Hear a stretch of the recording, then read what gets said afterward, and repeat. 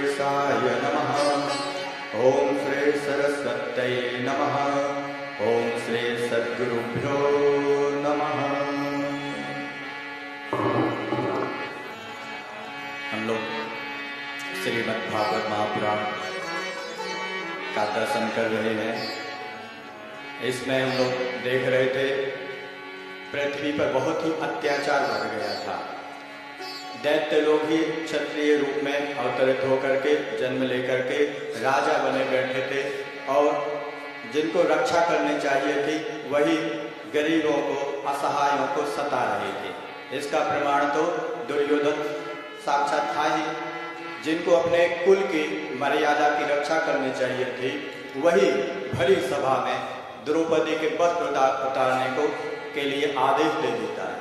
ऐसा राजा था जिसको रक्षा करना चाहिए था, वही अब सता रहा था तीनों को, दुर्बलों को।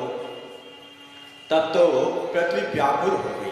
पृथ्वी ने ब्रह्मा जी से प्रार्थना की कि हमसे देखा नहीं जाता, इन लोगों का दुख है और इन दैत्यों के भार से हम पीड़ित हो रहे हैं।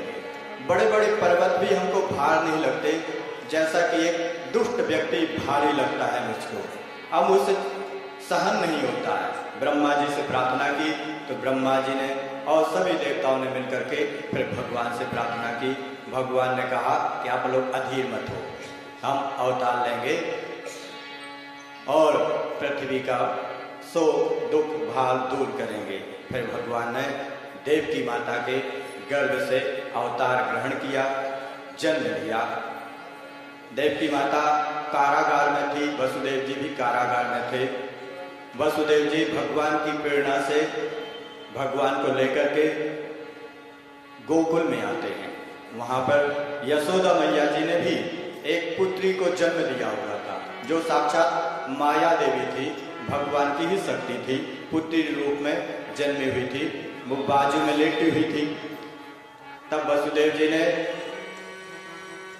भगवान श्री कृष्ण को वहाँ पर लिटा दिया और उन देवी को कन्या रूप में जो थी उनको लेकर के वापस कारागार में आ जाते हैं। जब कारागार में आते तब उसके बंधन पुनः बंध जाते, पुनः कारागार में ताले लग जाते, किवाड़ बंद हो जाते और जो लोग सो रहे थे सैनिक आदि वो सब जाग जाते हैं। जब उस कन्या को लेकर आए तो उसने फिर वहां पर आकर के जोर से रोना प्रारंभ किया। अभी तक तो शांत थी, जैसे ही कारागार में आई तो जोर से रोना प्रारंभ किया। तो जो वहां पर सैनिक थे वो घबरा गए, बोले देवकी ने 8वें पुत्र को जन्म दे दिया है। तुरंत ही जाकर के कंस को सूचना दी। कंस जैसा था दौड़ा हुआ चला है कि कहीं वसुदेव देवकी आदि उनको गायब न कर दे।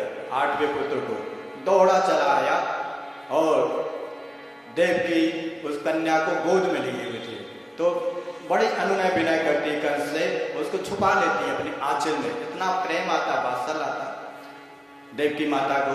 बोले इसको मत लो, एक कन्या है, देखो कन्या है, तुमको कन्या पर तो दया करना चाहिए, तुमने हमारे 6 पुत्रों को पहले ही मार दिया, इसको तो छोड़ दो, ये अभी बहुत ही छोटी है, नन्ही सी है, प्यारी सी है, इसको मत मारो। लेकिन कंस को जरा सी भी दया नहीं है, उसने जबरदस्ती बलपूर्वक देवकी के हाथों से उस कन्या को छुड़ाया और एक पत्थर की शिला पर जोर से पटका। लेकिन वो हाथ से छूटते ही आकाश में चले गई और 1000 घोड़ों से युक्त एक रथ पर विराजमान सैकड़ों सूर्य के समान तेजस्वी अष्टभुजी देवी के रूप में प्रकट हो गई। बोले दुर्गा मैया की जय।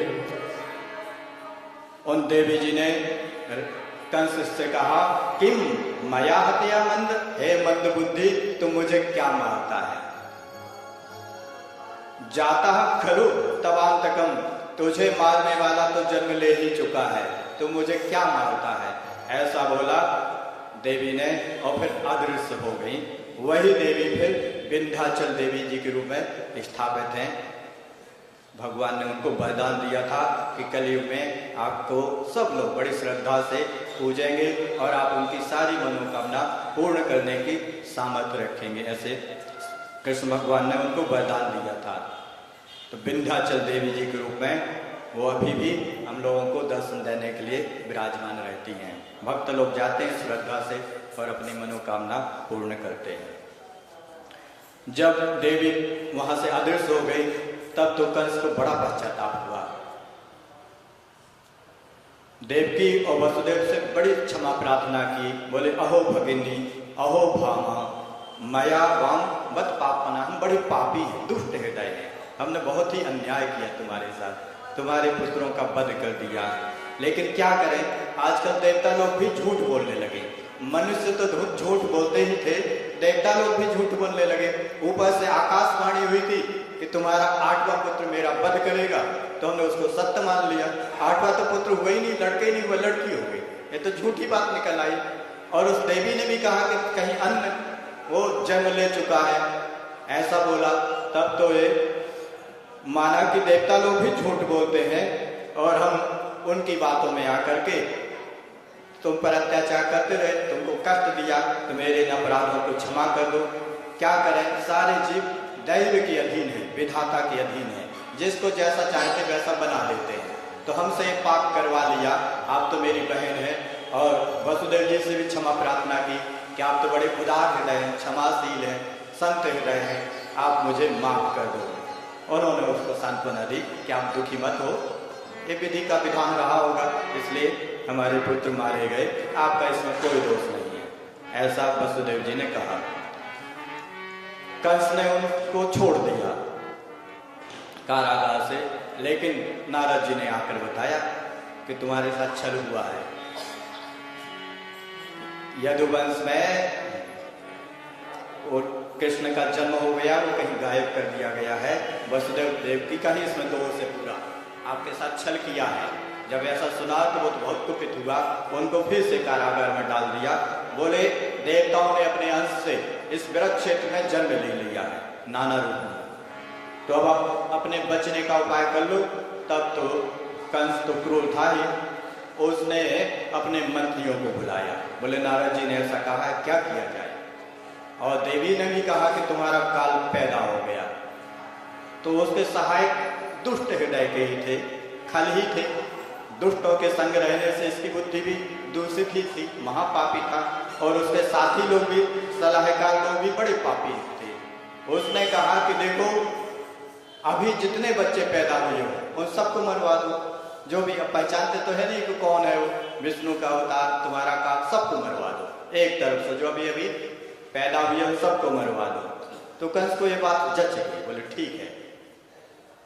और बोला जो धर्म का पालन करते हैं, यज्ञ करते हैं, ब्राह्मण लोग हैं, उन ब्राह्मणों को भी मरवाओ, गायों का भी नाश करो, क्योंकि इनसे देवताओं को बल मिलता है, इनमें देवताओं का वास रहता है। वेद, तप, सत्य, दम, सम, इन सब का नाश करो, श्रद्धा भी बंद करो, दया, प्रतीक्षा, ये सब कार्य जो धर्म का पोषण करने वाले हैं। धर्म से देवता लोग पुष्ट होते हैं, विष्णु पुष्ट होते हैं, तो धर्म का नाश करो, ऐसा उसने आदेश दिए। तब तो दुष्ट लोगों को मजा आ गया, उनको तो इसी में मन लगता था, धर्म का नाश करने में। इधर नंद जी के यहाँ तो बड़ा उत्सव मनाया जा रहा था। खूब लोग, ग्वाल वाल लोग, गोप लोग, गोपियां खूब उत्सव मनाते, नृत्य होते, हरिद्रा चूर्ण तेल आदि से एक दूसरे पर को नहलाते, हरिद्रा चूर्ण डाल देते, किसी को तेल से नहला देते, होली खेलते, आनंद की होली, आनंदमय होली। यहाँ लिखा है गौमूत्र से किसी के ऊपर डाल देते, नहलाते हैं। तो बहुत प्रकार से होली खेली जाती है, खूब उत्सव मनाया जाता है। नंद जी भगवान श्री कृष्ण का जातकर्म आदि संस्कार करते हैं और बहुत सारा दान देते हैं, गायों का दान देते हैं। यशोदा जी ने रोहिणी जी से कहा, बहुत सारी गोपियां मिलने आ रही थी, तो रोहिणी जी से कहा कि देवी, ये सब बड़ी उदार हृदय वाली देवियां हैं, जो गोपियां हैं, इन सबको उपहार प्रदान करो। तो रोहिणी जी तो रानी ही थी, वसुदेव जी की ही पत्नी थी, उदार हृदय थी, तो उन्होंने खूब उपहार दिया गोपियों को। अब भगवान की मधुर मुस्कान देख करके लोग बड़े ही मोहित होते, आनंदित होते। एक दिन की बात है, नंद जी को याद आया कि कंस का कर नहीं दिया बहुत दिनों से, और कंस तो बहुत ही क्रूर व्यक्ति है, जरा सी भी देरी हो जाए तो बड़ा ही अत्याचार करता है। तो डर के मारे जल्दी से यहाँ उत्सव अधूरा ही छोड़ दिया, डर के मारे बैलगाड़ियों में सामान रखा, उसको उपहार देने के लिए, कर देने के लिए घी, मक्खन आदि रखा ले, और लोगों को भी साथ में लिया, मथुरा के लिए चले गए। उधर मथुरा में वो वसुदेव जी से भेंट करते हैं, उनसे बोलते हैं आपका बहुत अत्याचार हुआ, आपके 6 पुत्रों को मार दिया कंस ने। तो ये बात सुनकर हमें बहुत दुख लगा, नंदी जी ने कहा। और वसुदेव जी कहते कह रहे बड़े भाग्य की बात है, आपको इस उम्र में पुत्र की प्राप्ति हुई। वसुदेव जी अपना दुख नहीं सुनाते हैं और नंदी जी वसुदेव जी के सामने अपना सुख नहीं सुनाते हैं, उनके दुख में दुखी होते हैं और वसुदेव जी नंदी जी के सुख में सुखी होते हैं। नंद जी कहते अहो ते देवकी पुत्रा कंसेन बहवो हता, बहुत सारे पुत्रों को मार दिया कंस ने, बड़े दुख की बात है। एक कन्या हुई थी आठवीं, वो भी आकाश में चले गए, तो वो भी हाथ में नहीं रही, आपके पास नहीं रही, बहुत दुख की बात है, ऐसा बोलते हैं। वसुदेव जी ने कहा नंद जी से कि देखो अब जल्दी चले जाओ, हमें ऐसा लगता है कि गोकुल में कोई उपद्रव होने वाला है।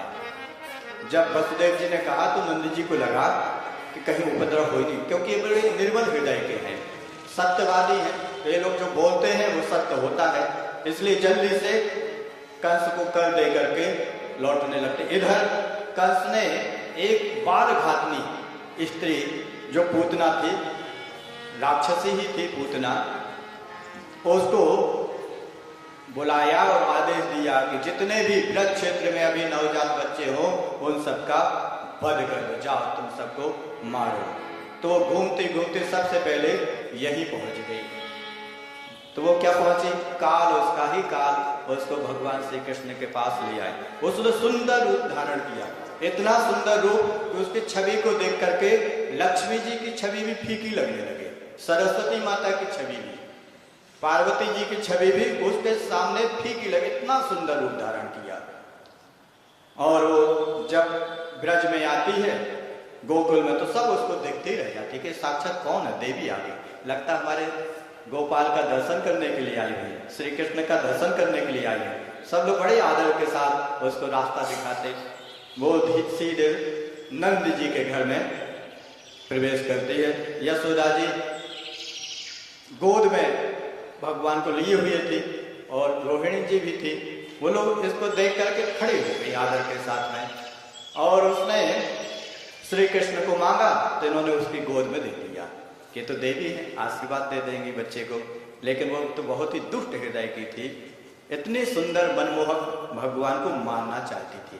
वो अपने स्तनों में कालकूट विष लगा करके आई हुई थी भगवान को मारने के लिए। भगवान को गोद में लेकर के वो दूध पिलाने लगी और दूधों में तो कालकूट विष लगा हुआ था, तो दूध नहीं पिलाना चाहती थी, विष पिलाना चाहती थी। भगवान ने कहा क्या किया जाए। भगवान दूध पीने लगे, लेकिन आंख बंद कर लेते क्योंकि कड़वा था।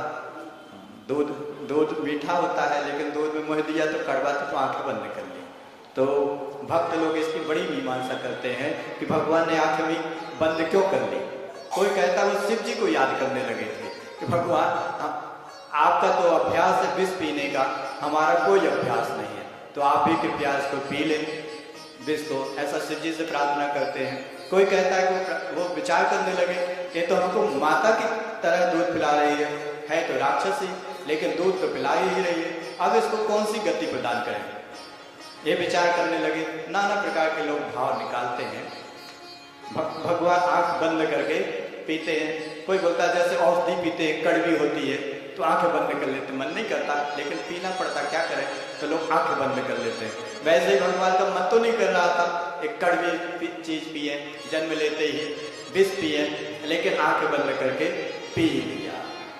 जब दूध पिया तो इतने जोश उन्होंने दूधों को दबाया और दूध पान करने लगे कि उसके प्राण भी निकल गए अंदर से। दूध तो था ही नहीं, बात्सल्य तो उसके अंदर था ही नहीं। जब बात्सल्य हो तब तो दूध निकले, तो कोई बात्सल्य तो था नहीं, क्रूर हृदय वाली थी, तब तो उसके प्राण ही भगवान को गुस्सा है, दूध तो निकल ही नहीं रहा, तो गुस्सा में उन्होंने दूध को पिया तो उसमें से प्राण ही निकलने लगे। तब तो ये व्याकुल हो गई, बोले मुंच मुंच अलम अलम, बहुत हो गए छोड़ो छोड़ो।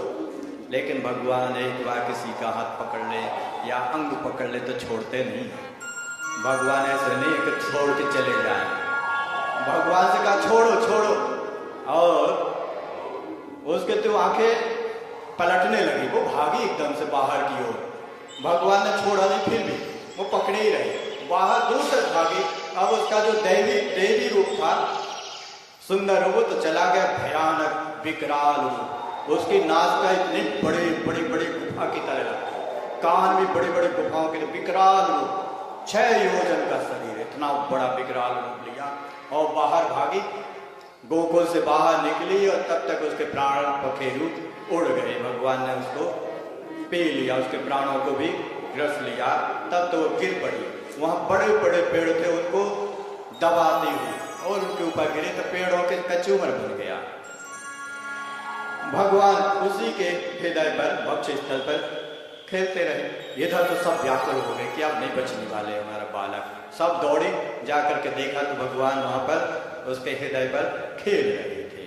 भगवान उस राक्षसी का जो तेज था वो निकल करके भगवान में समाहित हो गया। तो यहाँ कहते हैं कि भगवान ने उसको सदगति दी। तब तक नंद जी भी कर दे करके लौट के आए। यहाँ तो बड़ा कोलाहल मचा हुआ था, सब लोग उस राक्षसी को देख रहे थे, इतनी विकराल भयानक। अब बोले क्या किया जाए, ये तो इतनी विकराल है, यहाँ पर सड़ेगी तो गंध देगी, तो उसके टुकड़े टुकड़े किए, बोले जला देते हैं।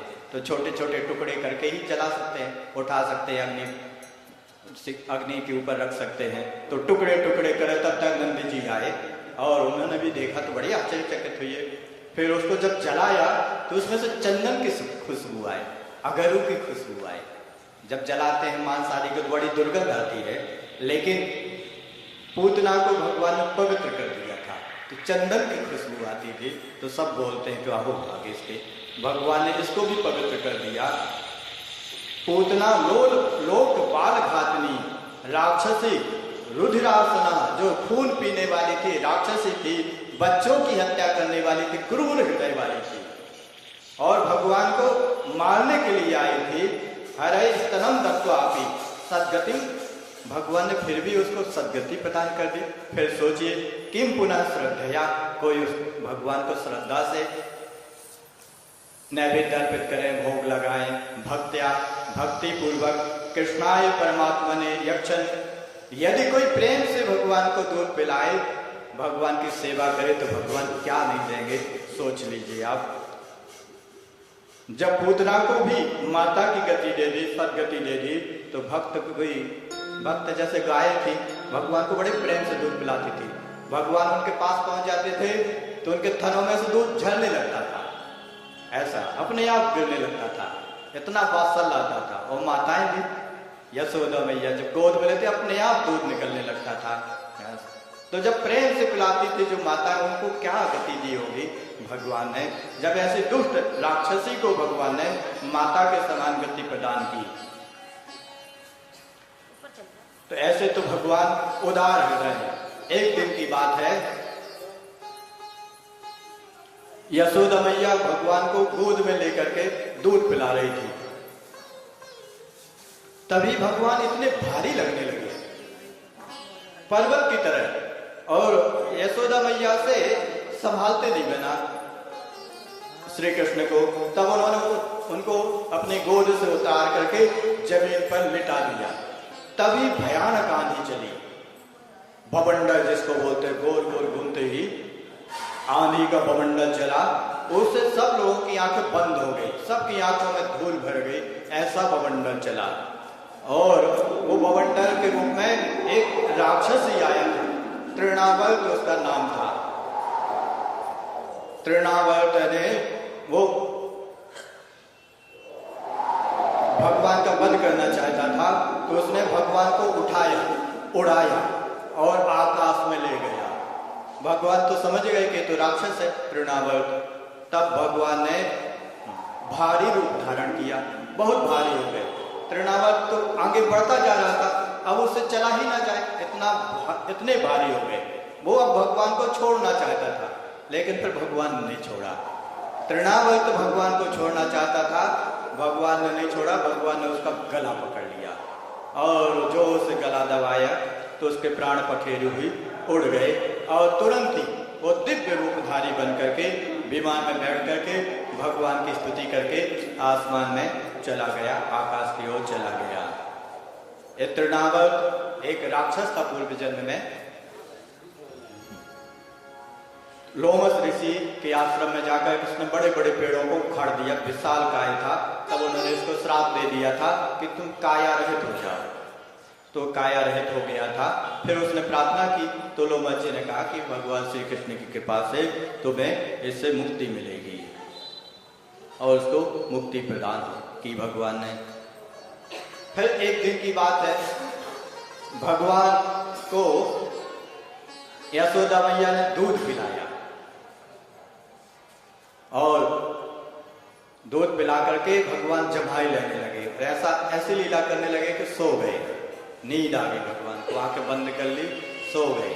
तो यशोदा मैया को लगा कि कुछ अब काम कर ले, ये सो गए तब तक कुछ काम कर ले। जब सोते नहीं तो काम नहीं कर पाते, तो उनको ले जा करके एक बैलगाड़ी थी, उसके ऊपर खूब सारे दही आदि के बर्तन रखे हुए थे। भगवान को उसी बैलगाड़ी के नीचे लिटा दिया। तभी एक राक्षस आया, सटकासुर उसका नाम था, वो आया और उस पर बैठ गया। उसकी इच्छा थी कि श्री कृष्ण भगवान का हम वध कर दे, मार दे, लेकिन भगवान तो समझ गए। भगवान ने जोर से लात मारी उस सटके में, तो दूर जाके गिरा और राक्षस भी मर गया, मुक्त हो गया। सटकासुर का भी भगवान ने उद्धार किया। भगवान भी विकेट गिराते जा रहे, कंस के हैं, तो तीसरा विकेट गिरा दिया। भगवान भी कंस की सैनिकों का नाश करते जा रहे हैं। अंत में कंस का ही वध करना है, तो यहीं से प्रारंभ कर देते। भगवान देरी नहीं करते अपने काम में, जन्म लेते ही काम में लग जाते हैं। इसको कहते हैं उद्योगी, पुरुषार्थ करने वाले हैं भगवान। तो इतने छोटे से ही काम करने लगते हैं जिस काम के लिए आए थे। भूले नहीं कि हम किस कार्य के लिए आए थे। दैत्यों का नाश करने आए थे, तो बचपन से ही उस काम में लग गए। तो तृणावर्त का वध किया। यहाँ गोप लोग विचार करते कि बहुत संकट आ रहे हैं इस बच्चे पर, एक के बाद एक संकट आ रहे हैं। ब्राह्मणों को बुलवाते हैं, आशीर्वाद देते हैं ब्राह्मण लोग, स्वस्ति वचन बोलते हैं। यहाँ लिखा है, ऐसे ब्राह्मण एक असूया अनृत दंभे सु ईर्ष्या हिंसा मान विवर्जिता। जो ब्राह्मण असूया दोष से रहित, दूसरे में दोष दर्शन नहीं करते, सत्य बोलते हैं, दम्भ आदि से रहित हों, अहिंसा का पालन करते हैं और अभिमानी नहीं होते हैं, ऐसे लोग कोई आशीर्वाद दे दे तो सफल होता है, सफल होता है। ऐसे ब्राह्मण आशीर्वाद दे, तो ऐसे ब्राह्मण लोगों को बुलाया, उनको खूब दान दिया और उन्होंने बालक को आशीर्वाद दिया, दीर्घायु का आशीर्वाद दिया सबने मिलकर के। एक दिन की बात है, यशोदा मैया भगवान को गोद में लिटाई हुई थी, तभी भगवान को जमाई आई। तो जमाई आई तो मुँह खोला तो यशोदा मैया ने उनके मुख के अंदर झांका। मुख के अंदर झांका तो वहां तो अनंत कोटि ब्रह्मांड नजर आने लगे। पृथ्वी घूमती हुई, सूर्य चंद्र तारे सब दिखाई, नाना देवता दिखाई देने लगे। शिव जी, ब्रह्मा जी आदि सब देवता लोग अंदर उनके मुख में दिखाई दिए। तब तो वो बड़ी आश्चर्यचकित हो गई कि क्या दिख रहा है। फिर उन्होंने आंखें बंद कर ली और फिर आंखें खोली तो जो बोले कौन सी माया है, इनके मुख में सब कुछ कहाँ से दिखने लगा। तो वो तो उनके मुख में है ही, सब कुछ उनके अंदर ही है, दर में। तो भगवान ने अपना ऐश्वर्य माता को दिखाया, लेकिन माता समझ नहीं पाई। वो तो वात्सल्य भाव से भरी रहती, मेरा बेटा मेरा बेटा। एक दिन गर्ग जी आए वसुदेव जी की प्रेरणा से कि हमारे बच्चा वहाँ, हमारे बालक वहाँ पर हैं नंद जी की यहाँ। दो बालक वसुदेव जी की ही हैं, बलराम जी और श्री कृष्ण। तो आप जाकर के उनका नामकरण कर दें। तो गर्ग जी आए, संध्या काल में आए, चुपचाप आए, एकांत में नंद जी को बुलाया। बोले आपके पुत्रों का नामकरण संस्कार नहीं हुआ है अभी तक क्या? तो नंद जी ने कहा कि नहीं अभी तक तो नहीं हुआ, लेकिन सौभाग्य की बात है कि आप ही आ गए, तो आप ही नामकरण कर दो। तो गर्ग जी ने कहा कि हम तो वसुदेव के पुरोहित हैं, तो लोगों को पता चलेगा तो कंस तक खबर पहुंच जाएगी, इसलिए चुपचाप यदि आप कराना चाहते हैं तो गौशाला में चुपचाप हम इनका नामकरण कर देते हैं। तब गर्ग जी उनका नामकरण करते हैं। पहले बलराम जी का नामकरण करते हैं। बोले अयम ही रोहिणी पुत्रो रमयन सुहृदो गुणाई। ये रोहिणी के जो पुत्र हैं ये अपने गुणों से सबके चित्त को आनंदित करेंगे, इसलिए इनका नाम होगा राम। और ये बल से परिपूर्ण होंगे, इनमें बहुत बल होगा, इसलिए इनका नाम होगा बलराम। दो नाम है, बल और राम, इन दोनों को मिला देते हैं हम लोग। एक बल भी है, एक राम भी है नाम, तो इसलिए इनको बलराम बोलेंगे। राम बोलने में हम लोग भ्रम में पड़ जाएंगे, कौन से राम, इसलिए बल जोड़ दिया, दो नामों को एक साथ जोड़ दिया, बलराम जी। इनका जन्म पहले देवकी के गर्भ में हुआ था, अब फिर वहां से रोहिणी के गर्भ में आए, इसलिए इनका एक और नाम पड़ेगा, संकर्षण नाम से विख्यात होंगे, ऐसा उन्होंने कहा। तो 3 नाम रखे। और श्री कृष्ण भगवान की बारी आई, बोले तो हर युग में अवतार लेते हैं। सतयुग में श्वेत वर्ण में रहते, गौर वर्ण में, फिर कभी रक्त वर्ण में आते त्रेता युग में, और कभी पीत वर्ण में आते, और अभी तो ये कृष्ण वर्ण में आएगी। इदानीम कृष्ण काम गता प्रागयम वासुदेव से उचित जाता है। ये पहले वसुदेव जी के यहाँ जन्मे थे, इसलिए इनको लोग वासुदेव नाम से पुकारेंगे। वासुदेव, श्रीमान वासुदेव, ऐसा आदर के साथ बुलाएंगे। इनके गुण और कर्म तो अनंत है, भगवान के समान ही है, गुण रूप में उन्होंने बताया। ये भगवान के समान ही अपने भक्तों की रक्षा करने वाले, पालन करने वाले होंगे। आप सभी के सहायक बनेंगे, पालक बनेंगे, ऐसा उन्होंने बताया। फिर तो धीरे धीरे भगवान बड़े होने लगे, और बड़े क्या होने लगे, बहुत ही उत्पात मचाने लगे। पूरे ब्रज में नाना प्रकार से उत्पात मचाते हैं। यहाँ लिखा बसान मुंचन क्वचित समय, एक किसी भी समय जाते बछड़े को छोड़ देते, तो वो दूध जाके पीने लगता, तो घर वाले अंदर से आके देखते कि बछड़ा तो दूध पी रहा, गाय दूध क्या देगी हमको, क्या मिलेगा दूध। तो श्री कृष्ण भगवान वहां हंस रहे होते, तो वो डांटते कि क्या वो ऐसा करते हो तुम, अभी तो हमें दूध लगाना तो लगा ही नहीं पाए, तुमने बछड़े को पिला दिया। तब भगवान गुस्सा हो जाते, बोले तुम क्रूर हृदय के हो, एक गाय तुम्हारे लिए दूध देती कि अपने बछड़े के लिए, तुम लोग चोर हो, पूरा दूध निकाल लेते हो, बछड़े देखो सूखे जा रहे हैं, और तुम लोग हट्टे कट्टे होते जा पी पी करके, उन बछड़ों के लिए गाय दूध देती, तुम्हारे लिए नहीं देते, ऐसा डांटते कभी भगवान। क्रोध संजहात है, और कभी हासा कभी हंस देते, बस मुस्कुरा देते हैं, ऐसा करते भगवान। बसान मुंचन क्वचित समय क्रोध संजात हासा स्तेयम स्वादुवत्ते, कभी तो चोरी करने दूसरे के घर में चुपचाप चले जाते, धीरे धीरे जाते, तो कोई देखे। नील वर्ण था भगवान का, और ऐसे चोरी से धीरे धीरे जाते कि कोई हमको देखने। अनंत कोटि ब्रह्मांडों के नायक डरते डरते धीरे धीरे से किसी के घर में प्रवेश करते चुपके से, लेकिन उनके पैरों में तो नूपुर रहती थी, वो बजती थी, तो बिल्कुल धीरे से, नूपुर भी ना बजे, इतने धीरे से पैर रखते थे भगवान। और फिर जाते और धीरे से मक्खन में या दही के भांड में हाथ डालते, और वहीं खड़े होकर धीरे धीरे खाने लगते। गोपियां देख भी लेती वो, लेकिन देखती रहती चुपचाप, पता नहीं चले कि हम देख रहे हैं, देखती रह जाती। कभी कभी मन करता कि जाकर इनको पकड़ ले और हृदय से लगा ले, इतने सुकोमल, इतने सुंदर, इतना पासल आता, गुस्सा नहीं आती, तुमको आनंद आता देख करके, लगता इनको लेकर के गले से लगा ले। कभी ठगी रह जाती, कुछ सोचते ही नहीं कि क्या करें, क्योंकि जानते कि तो भगवान है, ऐसा सुना हुआ था, तो इनका पूजन करें। और कभी लगता है कि चोरी करने आए तो इनको पकड़ के डांटे, नहीं तो इनकी आदत बिगड़ जाएगी। तो कभी तो सोचते ही नहीं कि क्या करें, पूजा करें कि डांटे, क्योंकि चोरी करने आए हैं। तो बड़ा अद्भुत भाव होता है गोपियों का। एक गोपी अपने मन की बात सुनाती है दूसरी गोपी को।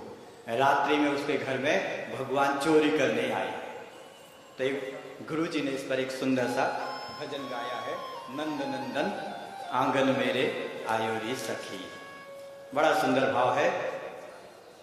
सखी बोलते हैं कि हमारे आंगन में हमने देखा कल रात्रि में नंद नंदन आए आंगन में, और मैंने देखा मैं तो ठगी सी खड़ी रह गई, कुछ सूझे नहीं कि क्या करे।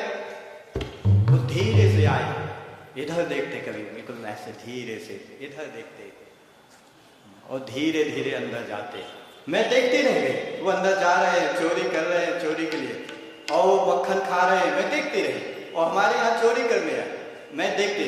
फिर मुझे आया भाव कि इनको उठा के हृदय से लगा ले, तो मैं गई पकड़ने, तो भाग गई, और फिर मेरा मन भी ले गए साथ में। तो सुंदर सा भजन है, हम लोग गाएंगे, आप लोग भी दोहरा सके तो दोहराइएगा।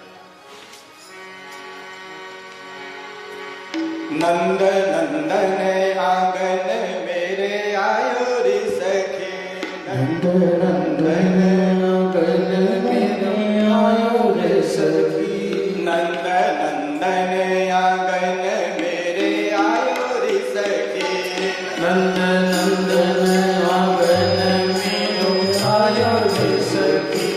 मैं तो ठगी से खड़े खड़े देखती रही, मैं तो ठगी से खड़ी देखती रही, नंद नंदन आंगन मेरे आयो रे सखी, नंद नंदन आंगन मेरे आयो रे सखी।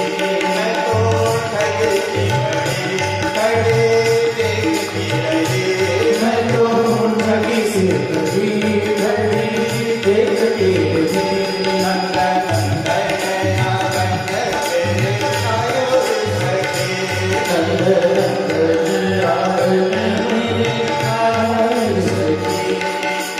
अधर मधुर बातो बदन मधुर छवि, अधर मधुर बातो बदन मधुर छवि, नयन मधुर मुझसे कान रही, नयन मधुर मुझसे कान रही। मैं तो खड़ी खड़ी खड़ी देखती रही, मैं तो खड़ी खड़ी खड़ी देखती रही, नंद नंदन आंगन मेरे आयो रे सखी, नंद नंदन आंगन मेरे आयो रे सखी। पग में कन्हैया झूम झूम आरत, पग में कन्हैया झूम झूम आरत, धीरे से आयो विद्युत चितवत, धीरे से आयो विद्युत चितवत। मैं जो गई बातों लगी उठाए, मैं जो गई बातों लगी उठाए, भाग गयो संग लिए मेरो मन, भाग गयो संग लिए मेरो मन। मैं तो ठगी खड़ी खड़ी देखती रही, मैं तो ठगी से खड़ी खड़ी देखती रही, नंद नंदन आंगन मेरे आयो रे सखी, नंद नंदन आंगन मेरे आयो रे सखी। मैं तो ठगी से खड़ी खड़ी देखती रही, मैं तो ठगी से खड़ी खड़ी देखती रही, नंद नंदन आंगन मेरे आयो रे सखी, नंद नंदन आंगन मेरे आयो रे सखी, नंद नंदन आंगन मेरे आयो रे सखी, नंद नंदन आंगन मेरे आयो रे सखी, नंद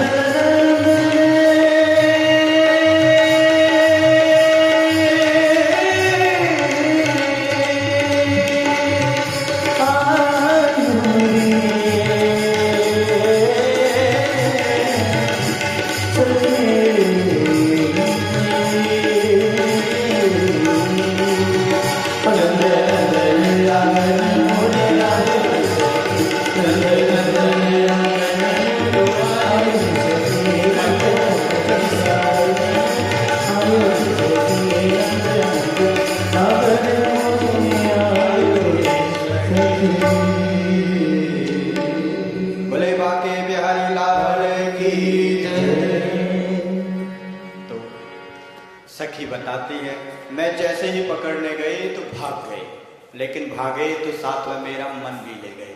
अब वह जो छवि थी भगवान की वही बार बार याद आती है, कैसे भगवान धीरे धीरे से हमारे आंगन में आ रहे थे।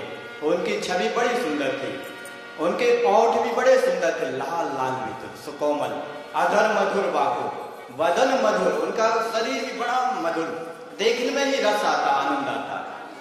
और उनके नेत्र भी बड़े सुंदर खिले हुए थे और उनकी मुस्कान भी बड़ी मधुर थी। मैं तो ठगी सी खड़ी खड़ी देखती रह गई। ऐसी दशा हो गई मेरी उनका दर्शन करके, भगवान की छवि को देखती रह गई। तो भगवान ऐसे लीलाएं करते तो गोपियों का चित्त चुरा लेते। एक गोपी यहाँ भगवान चोरी करने आए, उस गोपी ने देख लिया तो भाग गए। तो भगवान के पास भगवान की शिकायत लेकर यशोदा जी के पास में पहुंची। यशोदा जी से कहा कि देखो तुम्हारे में और हमारे में कोई भेद तो नहीं है, तुम्हारा बेटा हमारे यहाँ आया था तो चोरी करने आया था, तो मक्खन खाया और कुछ बर्तन भी तोड़ दिए, तो हम शिकायत नहीं कर रहे हैं और हम कोई भेद नहीं मानते, सबके बच्चे चंचल होते हैं, तो हम शिकायत नहीं कर, लेकिन ये बिगड़ ना जाए इसलिए हम तुमको बता रहे हैं। खाया तो खा लिया, तोड़ दिया तो कोई बात नहीं, लेकिन बिगड़ ना जाए इसलिए हम तुमको बताने आए हैं, थोड़ा इसको डांटो, नहीं तो बाद में बड़ा शैतान हो जाएगा। माता पिता को बड़ी चिंता होती है, परेशानी होती है उस कारण से, तो इसलिए हम बताने आए हैं, शिकायत करने नहीं आ रहे हैं कि इसका ख्याल रखो। ऐसा बोला। तब यशोदा मैया ने कहा नहीं तो हमारा बेटा तो कहीं नहीं जाता, यहीं रहता है, हमारे यहाँ तो कितना भरा पड़ा है, मक्खन खूब रहता तो उसको खिलाते तो मना करता रहता, हाथ से खिलाते तो भी नहीं खाता, और तुम बोलते हमारे यहाँ चोरी करके खाता। हमें तो नहीं लगता कि चोरी करता हो। यदि तुम्हें ऐसा है कभी लगे कि तुम्हारे यहाँ चोरी कर लिया तो हाथ पकड़ के ले आना, पकड़ के तब हम मान लेंगे कि हाँ चोरी करता। तो एक दिन सही में भगवान उनके यहाँ पहुंच गए चोरी करने के लिए। उस गोपी ने देख भी लिया, चुपके से दरवाजे पे खड़ी रही। जब भगवान खा करके जैसे ही बाहर निकलने लगे तुरंत हाथ पकड़ लिया, बोले चलो अब तो पकड़ लिया हमने चोरी करते ही, और यशोदा मैया के पास में ले जाने लगी। लेकिन भगवान तो अनंत रूप लेने वाले, वो यशोदा मैया के पास में जा रही थी तो बीच में नंद जी दिख गए। तो गोपी जी ने नंद जी को देखकर घूंघट ढक लिया। तब तक भगवान ने माया एक खेल कर दिया, अपनी जगह पर उन्हीं का बेटे का रूप ले लिया भगवान ने। उस गोपी ने देख ही नहीं पाया, जान ही नहीं पाया कि मेरा बेटा नहीं, कोई गोप मेरे ही श्री कृष्ण ने ही मेरे ही बेटे का रूप ले लिया है।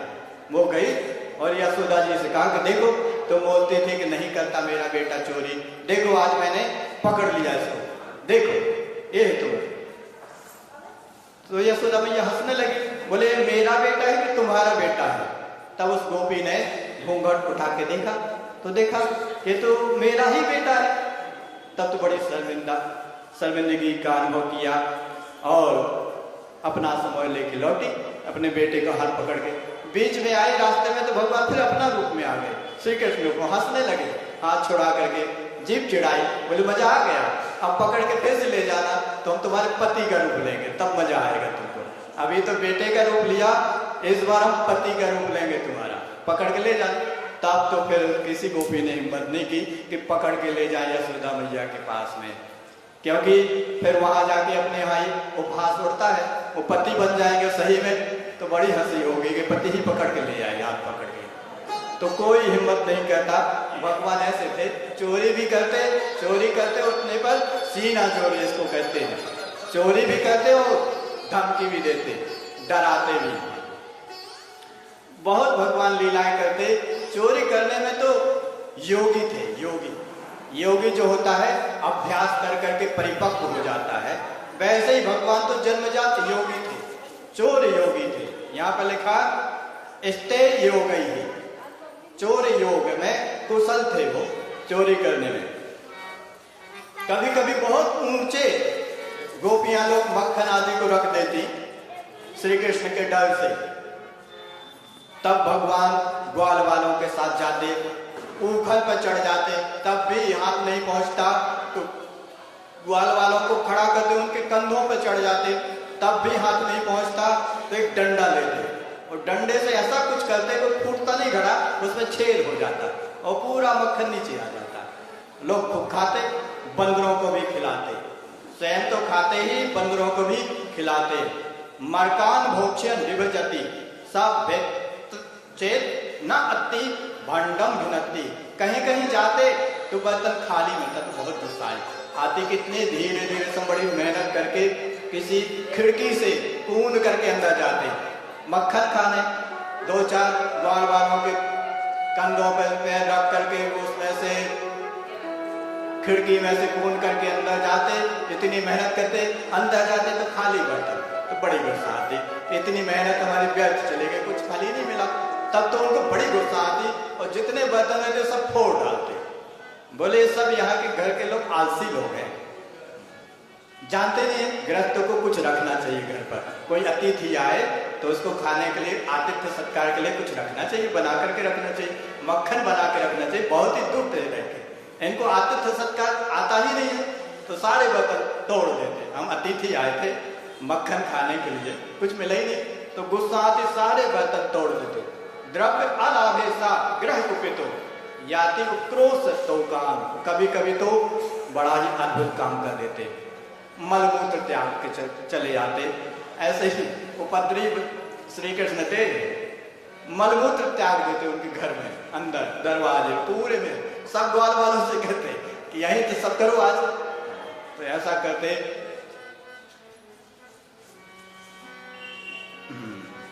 कभी कभी गोपियां के घर में तो बिल्कुल अंधेरा रहता तो कुछ दिखाई ना दे, अंधेरे में छुपा करके गोपियां रख देती मक्खन आदि।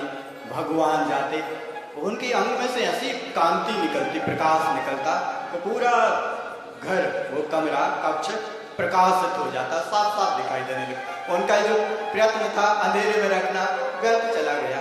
भगवान के जाने से ही उजाला हो जाता था, प्रकाशित हो जाता था। ऐसे भगवान ध्वांत आगारे यत मणिगणम, उनके हाथों में भी मणि के कंगन, उनका भी बड़ा प्रकाश होता था। और संगम अर्थ प्रदीपम, उनका अंग भी चमकते रहते थे तो प्रकाशित हो जाता था। तो जो गोपियां चालाकी करती कि अंधेरे में रखते हैं तो हो सकता है कि न घोड़ पाए, लेकिन उनके ये व्यर्थ चला जाता श्रम, अंधेरे में भी ढूंढ लेते। कभी कभी तो भगवान ऐसा करते, बर्तन जो के तो बना रहता, उसमें छोटा सा छेद कर देते और कोई सीख जैसा कुछ पाइप जैसा उसमें डालते, पूरा दही पूरा मक्खन निकाल लेते। बाद में जितना हिस्सा काटा वो चिपका देते थे तो पता ही नहीं चले। गोपियां जाते के ऊपर जो तो टका हुआ बर्तन, दही होगा मक्खन होगा, देखा खा ली, उसमें से सब गायब कर दिए। ऐसा स्टेज हो चोरी करने का बड़ा अद्भुत तरीका भगवान का था। कभी उखल पर चढ़ के जाते, कभी खिड़कियों से कूद के जाते, बड़े तरीके से, नाना तरीके से चोरी करते। चोरी क्या करते, वो तो लोग वहाँ के जो भक्त थी गोपियाँ, उनके चित्त को चुराते थे। भगवान को क्या चोरी करने की जरूरत, वो तो सारे जगत के स्वामी, सब उन्हीं से लेकर के माला माल है। जितने लोग भी जिनके पास जो कुछ भी है उन्हीं का प्रदत्त है, उन्हीं का दिया हुआ है। वो चोरी नहीं करते, वो तो चित्त को चुराते हैं। वो गोपियां भी बड़ी सौभाग्यशाली हैं जिनके चित्त को भगवान चुरा लेते हैं।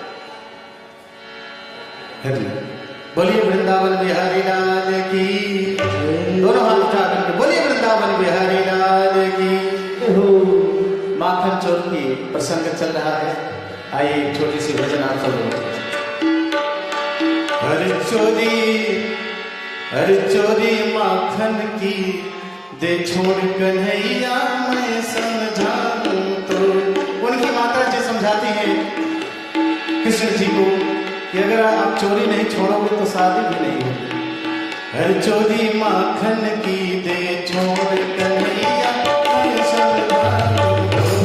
चोरी माखन की दे छोड़ कन्हैया मैं समझा दूं तो। चोरी माखन की दे छोड़ कन्हैया मैं समझा दूं तो।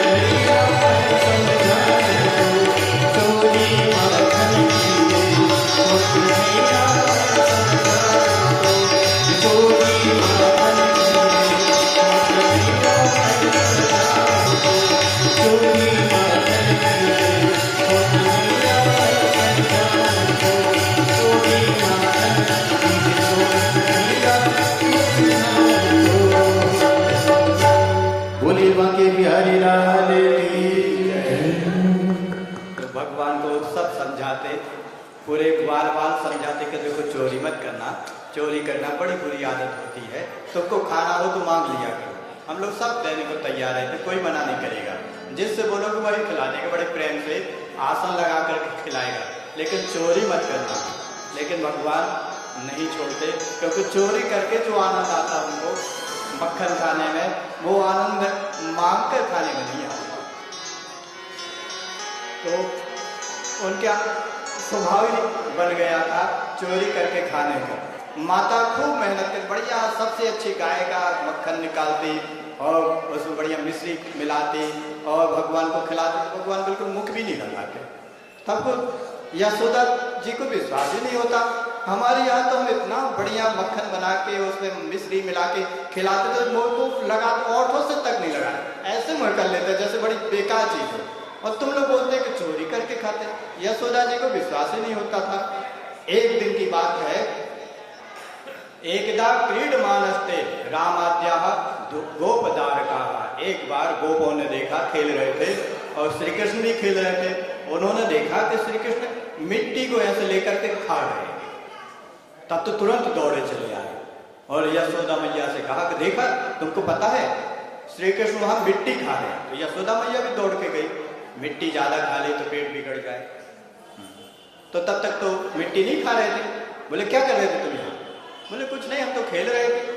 बोले दाऊ लोग तो बता रहे तुम मिट्टी खा रहे थे। बोले नहीं मम्मा, हम मिट्टी थोड़ी खाते हैं, हम मिट्टी क्यों खाएंगे, आप इतना बढ़िया मक्खन देते हो वो नहीं खा लेंगे, मिट्टी खाने की हमको क्या जरूरत है। बोले सब तो बोले, दाऊ तो बोल रहे हैं। बोले सब झूठे लोग हैं, तुम भी इनकी बातों में आ जाती हो।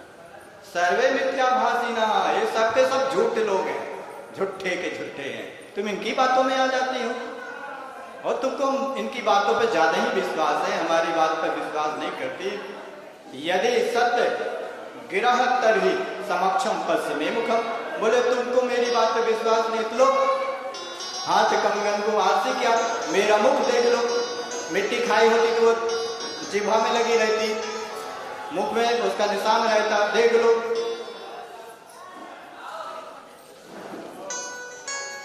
तो और ऐसा बोल करके भगवान ने मुख को फैलाया, मुख खोला, तो मुख के अंदर तो फिर से यशोदा मैया को अनंत कोटि ब्रह्मांड नजर आए।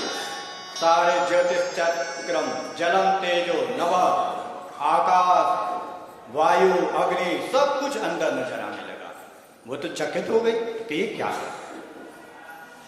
आंखें बंद कर ली, लगा कि कोई हमारा बालक नहीं, ये तो कोई देवता है, ये ऐसे आश्चर्यजनक दृश्य दिख रहे हैं। तब भगवान ने वैष्णवी माया, जो स्वजन मोहिनी माया है, उसके द्वारा मोहित कर दिया।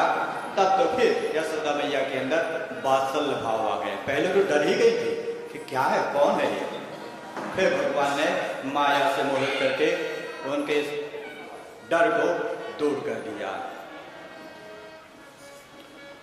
परीक्षित जी पूछते हैं कि नंद जी और यशोदा जी ने कौन सा पुण्य किया था कि जिनके यहाँ साक्षात भगवान अवतार लेकर के ऐसे मधुर मधुर लीलाएं करते हैं। तब सुखदेव जी कहते हैं जो नंद जी हैं वो द्रोण नाम के वसु थे, और जो यशोदा जी हैं वो धरा नाम की उनकी पत्नी थी। इन्होंने भगवान की आराधना की, भगवान प्रसन्न हो गए। तब इन्होंने उनसे वरदान मांगा कि आप मेरे बालक बने और हम वात्सल्य सुख का आनंद लें, जी भर के आनंद लें। तब भगवान वात्सल्य सुख का आनंद देने के लिए ही ऐसे मधुर मधुर लीलाएं करते हैं।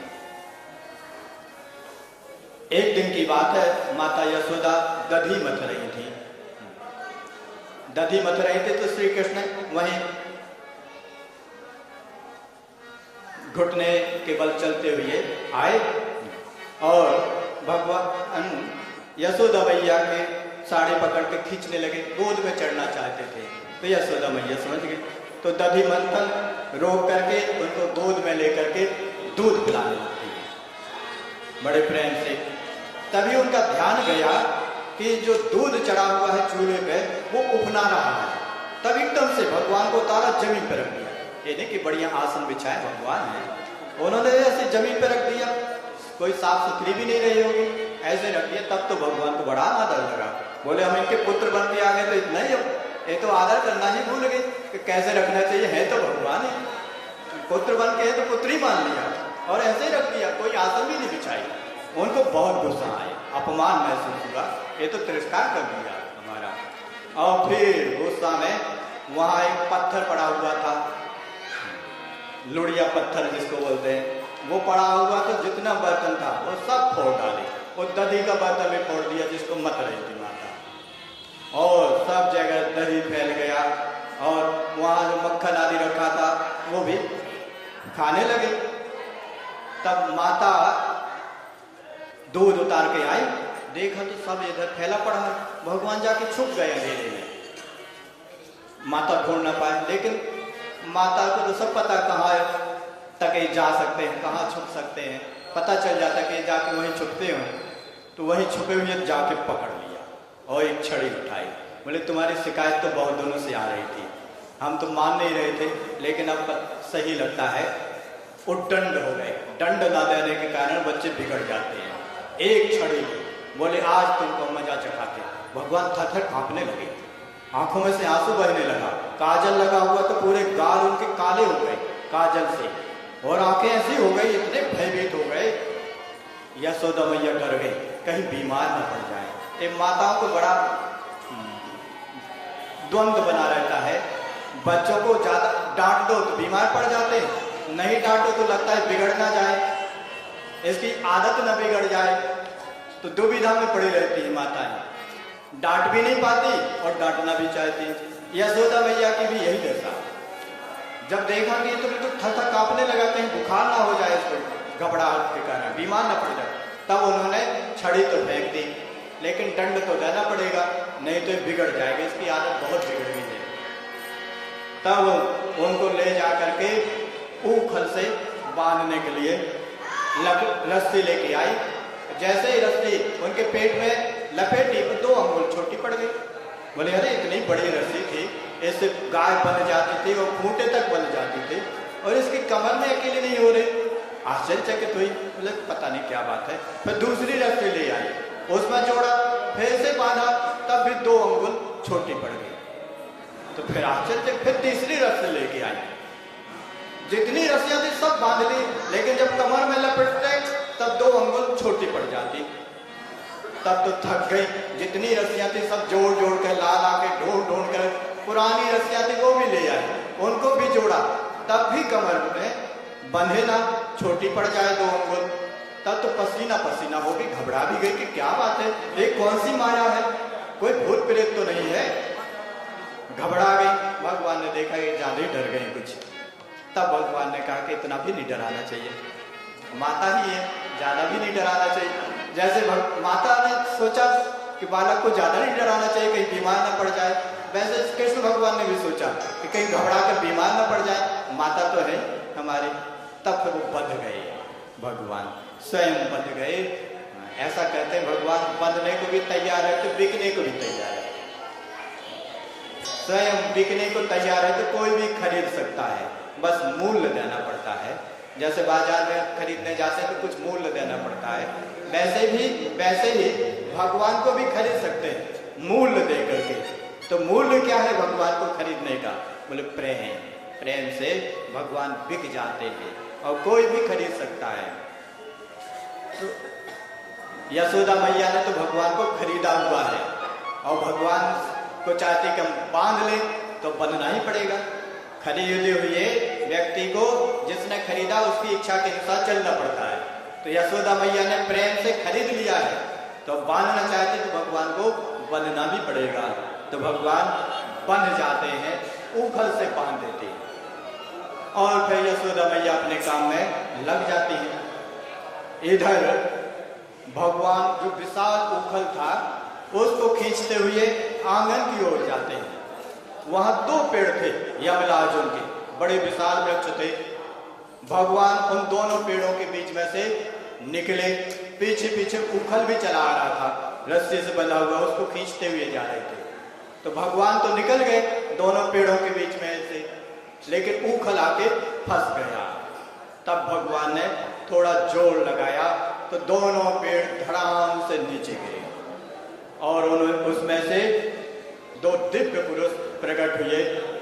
उन्होंने भगवान की स्तुति की, भगवान से प्रार्थना की कि भगवान हमको ऐसा वरदान दे कि हमारी वाणी आपकी कथा कहने में, आपके गुणों के गायन में ही व्यतीत हो, हमारे कान आपकी कथा के श्रवण में ही लगे रहें, हमारे हस्त हाथ आपकी सेवा में लगे रहे, हमारा मन आपको याद करने में लगा रहे, ऐसा हमको वरदान दीजिए। भगवान से ऐसे प्रार्थना करके वो आकाश को चले गए। बच्चे लोग देख रहे थे और जब पेड़ के गिरने की आवाज आई तो सब ओर से लोग दौड़ के आए कि क्या हुआ यहाँ। देखा तो दो विशाल वृक्ष, अर्जुन के वृक्ष थे, वो वहां पर पड़े हुए थे, उखड़े पड़े हुए थे। तब सब लोग आश्चर्यचकित हो गए कि ना तो कोई आंधी चली, ना तो कोई यहाँ हाथी आदि आया जिसने उखाड़ दिया इतने बड़े बड़े पेड़ों को, क्या हुआ। तब वो बच्चे लोग बोले कि श्री कृष्ण यहाँ से गुजरे और एक उखल इसमें फंस गया था, तो इन्होंने खींचा, तो इन्हीं के खींचने से दोनों पेड़ उखड़ गए। तब लोग हंसने लगे, बोले बच्चे भी वो क्या समझे कि श्री कृष्ण में इतना बल है कि नहीं है। हम जानते हैं कि उसमें इतना बल कहाँ से होगा, कितने बड़े बड़े पेड़ों को उखाड़ दे। तो ये जानकार बड़े लोग जानकार थे कि बच्चे जानकार थे, लेकिन बड़े अपने आप को बड़ा मानते थे कि हम बुद्धिमान हैं, हम समझते हैं कि इनमें इतना बल नहीं है कि इन दो पेड़ों को उखाड़ सके। लेकिन बच्चे बोलते कि नहीं, हमने देखा, इन्हीं ने खींचा तो दोनों पेड़ उखड़ गए, इन्हीं ने खींचा। तो भगवान के बल को वो प्रत्यक्ष देख रहे थे और ये लोग बड़े होकर के भी जान नहीं पा रहे थे कि भगवान में कितना बल है। ये दो वृक्षों की बात करते हैं, पूरे ब्रह्मांड को ही ये नचाते रहते हैं, पूरी पृथ्वी नाचती रहती है उनके संकल्प से, गोल गोल ऐसे नाचते रहते हैं हमेशा 24 घंटे। किसके बल से? तो जिनके बल से पृथ्वी नाचती, पूरे ब्रह्मांड नाचते रहते हैं, उनके बल पर गोपों को विश्वास नहीं हो रहा था कि इन्हीं ने इन दो पेड़ों को उखाड़ दिया होगा, और हंसते बच्चों की बातों को सुन करके। वो दोनों पेड़ नल कुबर थे, कुबेर के पुत्र थे, जो श्राप के कारण वृक्ष बन गए थे। एक बार ये लोग नदी में स्नान कर रहे थे अप्सराओं के साथ में, उसी समय नारद जी वहां से गुजरे और नग्न होकर के स्नान कर रहे थे। तो अप्सराएं तो जल्दी डर गए, वस्त्र पहन लिए कि नारद जी श्राप दे देंगे कुपित होकर, लेकिन ये तो मस्त थे, इनको कोई डर ही नहीं, नारद जी होंगे कहीं के, कोई डर नहीं। और नग्न होकर स्नान करते रहे, वहीं पे हा हा करते रहे जोर जोर से। तो नारद जी ने देखा कि तो बड़े मत वाले हो गए, अहंकार चढ़ गया। एक तो कुबेर के पुत्र है, धन ही धन है, पैसे का नशा तो बहुत बड़ा नशा होता है, और दूसरा नशा भी किया हुआ, मदिरा पान भी किया हुआ है, तब तो ये अति मदमत्त हो गएंगे। इनको तो सुधारना चाहिए, कल्याण करना चाहिए। तब उन्होंने श्राप दिया कि जाओ तुम नग्न हो तो जाओ पेड़ बन जाओ, कभी वस्त्र धारण नहीं करना पड़ेगा, हमेशा नंगे ही रहते हैं, कौन से वस्त्र धारण करते हैं, तो वृक्ष बन जाओ, श्राप दिया। तब नारद जी से प्रार्थना करते हैं, तब उनको मुक्ति का उपाय बताते हैं। द्वापर युग में भगवान तुम्हें मुक्त करेंगे इस योनि से, ऐसा बोलते हैं। आगे तो भगवान की बड़ी सुंदर सुंदर लीलाएं हैं। भगवान गोपियों के कहने से नाचते हैं, जो वो कहती हैं गोपियां वही काम करते, कठपुतली की तरह। कभी प्रलोभन देती कि देखो एक काम कर दो हमारा, हम तुमको मक्खन खिलाएंगे, एक पत्र ले जाके वहां दे आओ, या ये बर्तन वहां पहुंचाया, तो भगवान पहुंचाने चले जाते, सेवक की तरह काम में लगे रहते। गोपियां काम बोलते तो भगवान कर देते, इनका बड़े प्रेम से बोलते एक काम कर दो हमारा थोड़ा, वहां जाके उनको बुला लाओ, तो पहुंच जाते, भगवान बुलाने पहुंच जाते। तो चाची ने बुलाया है, मौसी ने बुलाया है, तुमको चलो। तो भगवान नाचते गोपियों के कहने पर, दारू यंत्रवत, कठपुतली की तरह। एक बार की बात है, कोई फल बेचने वाली स्त्री फल लेकर आई, फल ले लो, फल ले लो। भगवान अंदर थे, भगवान दौड़े हुए चले आए। वो बूढ़ी महिला थी, उससे कहा हमको फल दे दो, तो उसने कहा कुछ लाओ। बोले क्या लाए? कुछ अनाज लाओ फल के बदले में। तो दौड़े दौड़े अंदर गए, एक मुट्ठी में थोड़ा सा अनाज ले आए और उस बुढ़िया को दिया। तो एक मुट्ठी से क्या होगा, लेकिन उसको भगवान को देख के बड़ा प्रेम आया। उसने कहा ठीक है, दोनों हाथ ऐसे करो, तो भगवान ने दोनों ऐसे हाथ कर लिए। तो उसने जितने फल थे आ सकते थे वो दोनों हाथों में भर दिए प्रेम के कारण। और भगवान को कोई प्रेम से थोड़ा सा भी अर्पित कर दे, भगवान तो अति उदार है, अनंत गुना देते हैं। और जब वो फल वाली घर पहुंची और अपनी टोकरी खोली उसने, तो वो तो पूरी टोकरी मड़ियों से भरी हुई थी, नाना प्रकार के रत्नों से। ऐसा भगवान ने उसका भंडार भर दिया। भले ही अपूर्यत रत्न ही रत्नों से भर दिया उनके पात्र को प्रेम से फल अर्पित करने के कारण। ऐसे भगवान उदारतापूर्ण अपने भक्तों पर कृपा करते हैं। एक बार प्रातःकाल यशोदा मैया ने बुलाया श्री कृष्ण की, आओ दाऊ जी बैठे हैं भोजन करने के लिए, नंदी जी भी बैठे हैं आपके पिता श्री, आओ भोजन कर लो। लेकिन कृष्ण भगवान तोड़े, बोले अभी नहीं, दौड़ के बाहर निकले। यशोदा जी भी पीछे पीछे दौड़ी, खूब दूर तक दौड़ी। यशोदा जी तो हट्टी कट्टी थी, मोटी ताजी थी, बढ़िया खाती पीती थी और तो बढ़िया, तो पसीना पसीना हो गई। फिर भगवान को दया आई तो भगवान खड़े हो गए, तो यशोदा मैया उनको लेकर के गोद में उठा करके ले आते, नंदी जी की गोद में दे देते हैं। नंदी जी फिर उनको भोजन कराते, संयम भी करते। ऐसे विविध प्रकार की लीलाएं भगवान करते।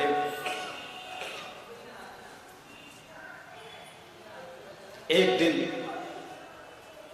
एक उपनंद जी थे, उन्होंने कहा कि ये जो स्थान है ये हमें थोड़ा अशुभ लग रहा है जहाँ हम लोग रह रहेंगे। यहाँ कुछ उत्पात होते रहते हैं एक के बाद एक, पहले पूतना आई, फिर पेड़ गिर गए और आंधी चली। यह शुभ स्थान नहीं लग रहा है, हमको इस स्थान को छोड़ करके एक नई जगह पे चलना चाहिए। वृंदावन नाम के स्थान है, बहुत सुंदर है। वहाँ पर गायों को चरने के लिए बढ़िया हरी हरी घास है, सुंदर वन है, वहाँ पर बड़े झरने हैं गायों को पीने के लिए, और सुंदर हम लोगों को रहने के लिए स्थान भी वहाँ है खूब सारा। तो वहीं पर हम लोग चलते हैं, गोकुल छोड़ देते हैं, वृंदावन चलते हैं। वनम वृंदावनम नाम है पसव्यम नौकान नहीं। तो वहाँ पर हम लोग चलते हैं वृंदावन की ओर।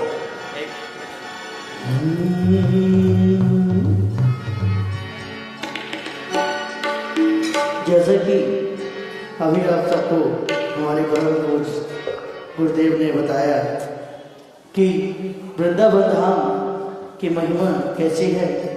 अच्छा, यहाँ पर जितने भी सज्जन बैठे हुए हैं, जरा जो जो वृंदावन गए होंगे अपने हाथ उठाकर बता दें मुझे। क्या बात, बहुत बढ़िया। तो आइए, जो वृंदावन गए हैं और जो अभी तक वृंदावन नहीं थे जा पाए किसी कारणवश, हम सभी लोग मानसिक रूप से वृंदावन धाम की यात्रा करते हैं और सभी लोग अपने दोनों हाथ उठाकर प्रेम से तालियां बजाते हुए, तो मेरे उठे मेरे उठे मेरे उठे बिरह के तीर सके वृंदावन जाऊंगी, मेरे उठे बिरह के तीर सके वृंदावन जाऊंगी, वृंदावन जाऊंगी सखी वृंदावन जाऊंगी, वृंदावन जाऊंगी सखी वृंदावन जाऊंगी, वृंदावन जाऊंगी सखी वृंदावन जाऊंगी, वृंदावन जाऊंगी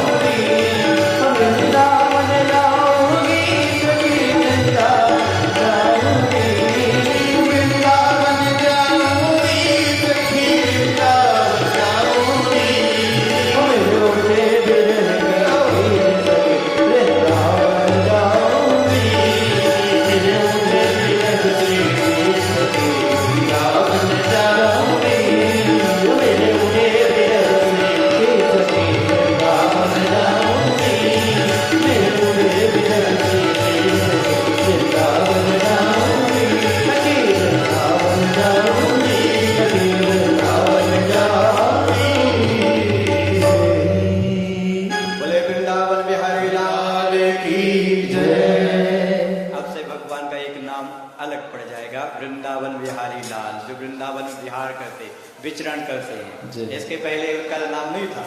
जब से गोकुल छोड़ करके फिर वृंदावन आ गए तो उनका नाम पड़ गया वृंदावन बिहारी लाल। तो वृंदावन के लिए सब बड़े उत्साहित थे। नए स्थान पर जाएंगे, वहां रहेंगे, बढ़िया स्थान होगा, बढ़िया बढ़िया सुंदर सुंदर वहाँ झरने हैं। बड़ी तारीफ की उपनंद जी ने, बड़ा सुंदर स्थान है, बड़े सुंदर वहाँ पर पहाड़ हैं, गुफाएं बड़ी सुंदर सुंदर, और नाना प्रकार के वृक्ष हैं, बड़े सुंदर सुंदर, उनमें फल लगते हैं। तो सबके मन में बड़ा उत्साह था, नया स्थान देखने का सबको बड़ा उत्साह रहता है।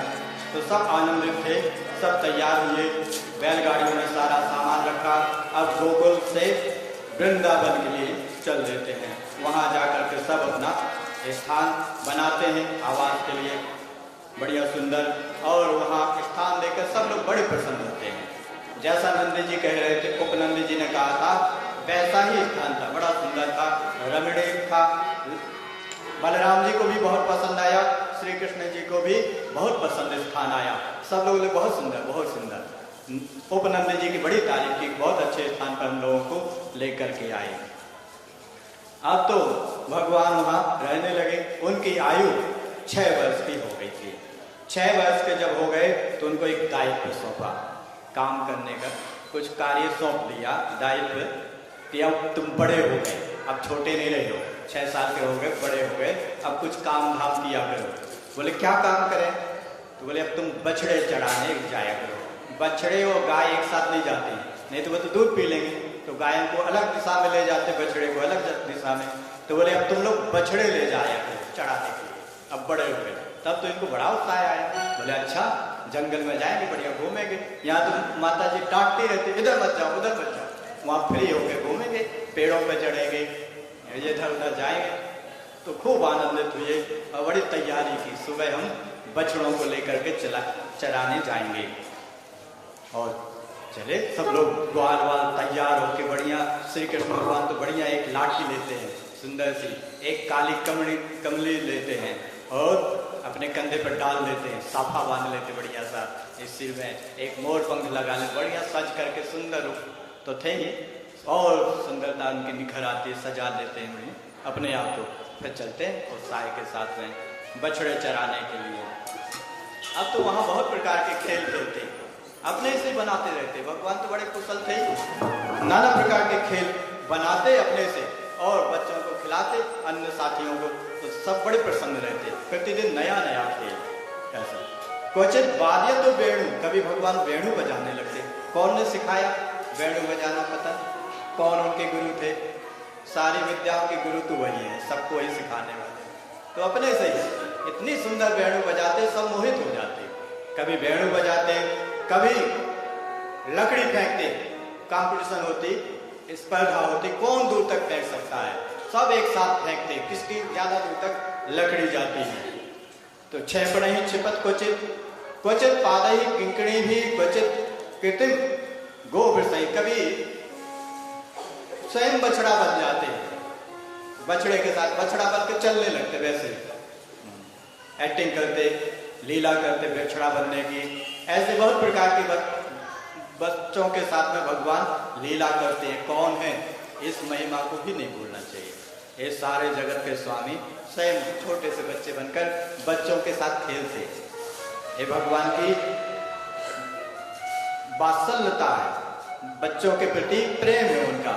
वो बच्चों की तरह खेलते और उनको खूब आनंद देते। बच्चे भी खूब मगन रहते खेल में उनके साथ। एक दिन एक राक्षसी बछड़े के रूप में आ गया और इन बछड़ों में मिल गया, और वो आया था श्री कृष्ण भगवान को मारने के लिए।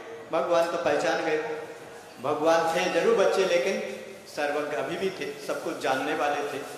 भगवान जान गए कि कौन है, किस भावना से आया। वो भगवान के पास में आया और एक लात मारने का प्रयत्न किया, भगवान को लात मार के मारे। तब भगवान ने तुरंत ही उसके पैर को पकड़ा और घुमा करके फेंका, तो जाकर के कैद के पेड़ में टकराया। पेड़ में कैद के पेड़ से टकराया तो कैद का पेड़ विशाल था, वो भी गिरा और ये राक्षस भी गिरा और मर गया। तब तो सब बड़ी तारीफ करें, वाह वाह, क्या अद्भुत कार्य किया तुमने, इतने बड़े बछड़े को और घुमा करके फेंका, तुम मर गया। इसको कहते धोबी पछाड़। धोबी जैसे वस्त्र को धोता है घाट पर, तो घुमा करके फिर मारता है, घाट पर धोता है, वैसे ही भगवान ने बछड़े को घुमाया और कैद से दे मारा, तो पेड़ भी गिरा और इसका भी प्राणांत हो गया, उसकी ज्योति भगवान में समाहित हो गई। फिर उसके बाद वहां जमुना जी के जल के पास में एक बगुला बैठा हुआ था, और वैसा बैठा हुआ था जैसे कोई मूर्ति हो। सब लोग वहीं खेल रहे थे, और भगवान श्री कृष्ण तो जान गए कि किस लिए बैठा हुआ है, तो जानबूझ करके अनजाने की तरह उसी के पास की ओर चले गए, जैसे कि उसको देखा नहीं हो। वो विशाल काय बकासुर था। जैसे ही भगवान उसके पास में आया तो उसने तुरंत ही भगवान को चट निकल दिया, अंदर कर दिया। सब लोग तो घबरा गए, जितने लोग थे सबके तो ऐसा लगा कि प्राणी निकल गए, इतने भयभीत हो गए। भगवान से अत्यधिक प्रेम करते थे जितने उनके साथी लोग थे, बेचैन हो गए, व्याकुल हो गए। भगवान ने देखा कि हमारे प्रेम में डूब करके और हमारे प्रति अति स्नेह रखने के कारण कहीं प्राण ही नहीं था। तुरंत भगवान इतने गर्म हो गए आग के गोले की तरह। तब तो बकासुर का गला था जो जलने लगा। तुरंत ही उसने भगवान को उगल दिया। जैसे ही बाहर निकाला तो भगवान ने उसके दोनों चोंचों को पकड़ा और ऐसे बीच में से फाड़ दिया, जैसे लोग चिंदी को फाड़ देते, कपड़े को फाड़ देते, ऐसे उस विशाल बकासुर को फाड़ दिया और उसका प्राणांत हो गया। उसका तेज भगवान में समाहित हो गया, उसका उद्धार कर दिया भगवान ने। एक दिन की बात है, नीचे नीचे करिए, रख दीजिए, रख दीजिए।